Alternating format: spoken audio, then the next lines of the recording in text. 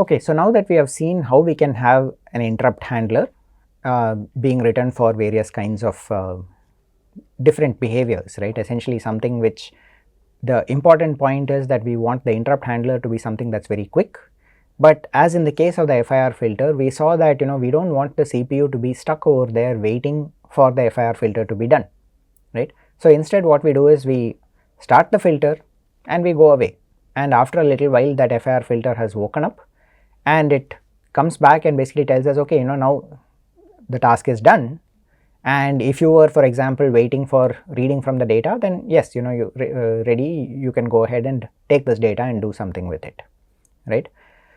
But there can be scenarios where the total time required for processing itself is very short, and the interrupt latencies, right? Just even though an IRQ handler, we keep repeating that it has to be sort of short and very little work being done inside, just the fact that you are trying to sort of save the context, spin on whatever locks are required, check certain status, clear certain flags, do all of those things, that itself can take on the order of microseconds, which means that if your operation itself is on the order of something which can potentially take less than a microsecond, you are probably better off just using polling, right?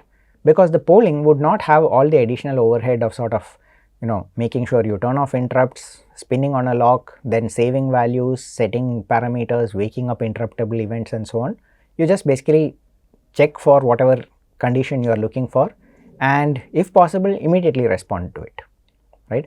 So when you have very fast operations or very frequent operations, polling is usually a better way of handling it. Interrupts introduce a significant overhead at that point.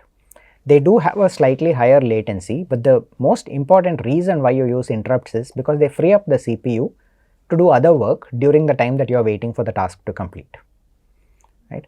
So whether you use polling or interrupts has to be based on the amount of time the operation takes, the rate at which you are going to be getting these events, and also potentially the system load itself, right? Getting too many interrupts can potentially in turn cause the load on the system to increase. Now just a word about debugging, right? We already looked at this in the context of interrupts in general, right? There are some terms that you can come across, there is something called an IRQ storm, which basically can happen because let's say I forgot to clear the interrupt inside the IRQ.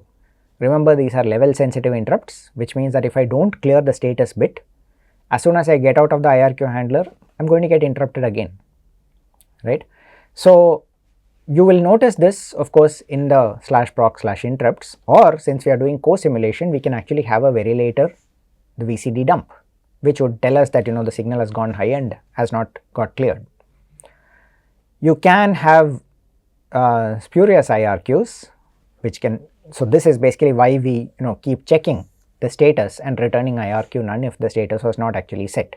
How do spurious IRQs happen? Well, normally they shouldn't, but there are, we don't know, there could be ways that it can happen, and you at least need to handle them gracefully, right? The wake ups, right? If we don't have the right predicate, that is the condition check inside the wait event interruptible, right?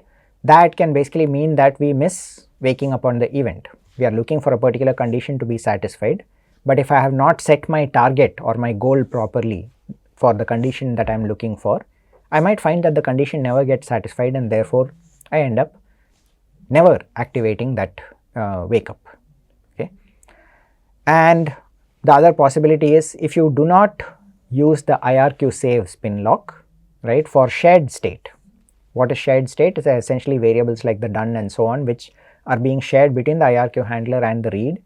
It's possible that some, due to two different things changing at the same time, you could end up in a scenario where you basically get into a function and the interrupt never gets set, right? You can end up with having some kind of a deadlock, right? So to summarize everything that we have talked about IRQ so far, the IRQ handler itself is meant to be atomic. You are supposed to keep it as minimal as possible, right? But if you do want to do something like blocking IO, things that take longer, use a wait queue, right? By waiting on an event, you can essentially defer the work to something else that is done at a later point in time.